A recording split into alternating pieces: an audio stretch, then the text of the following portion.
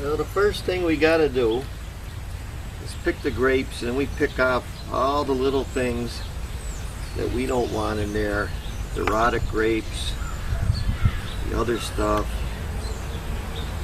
And then we just keep piling them up.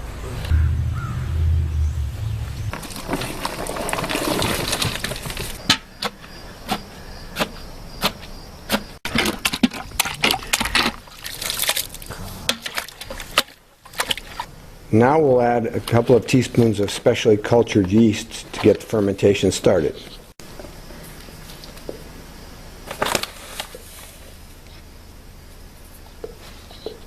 Now we'll stir the yeast into the must. You don't really have to use cultured yeast. There is a natural yeast in the vines and the stems themselves, but it's more controlled to use a cultured yeast, and you get better results using a cultured yeast. 4 days later, fermentation is just about complete. We're going to take a reading next with the hydrometer to check the specific gravity and the alcohol content. This is a hydrometer that measures specific gravity, and we want that to be just about at 1.00, or on the other side of the same meter that measures balling, or the percent of sugar, and you want that percent of sugar to be 0, which is the same line as the specific gravity of 1.00. Okay, now we're going to get some juice without the grapes and measure the specific gravity and the balling.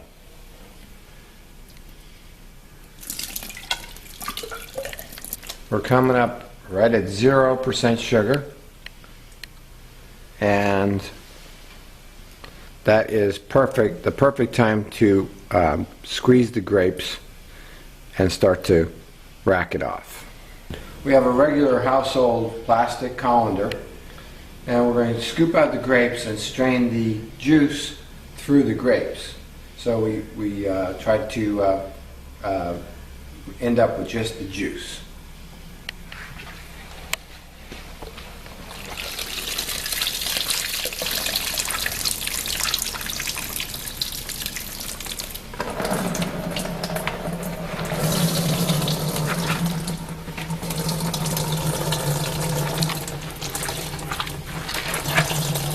When we're satisfied that we've got all the juice out of the grapes, we'll dump the grapes and continue on to strain through the rest of the must.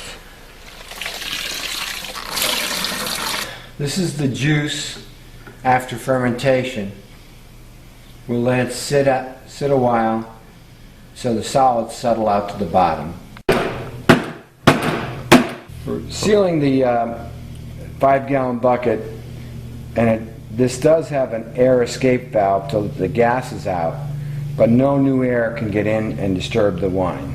Cleaning the scum off the top, and we'll get the pure juice into the bottle. Now we'll siphon off the clear juice from the sediment.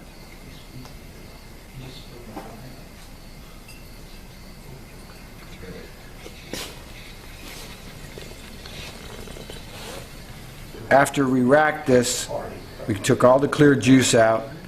The remaining is the sludge. You can settle this out further, but there's not enough here to get anything out of, so we're just going to throw this out. Now we'll put an airlock bubbler on to let any gases out and not let any air in. You don't want air to get into the wine. It's on its way to becoming wine now, but with wine, the older it gets, the better it gets. Now for the fruits of our labor. Salute.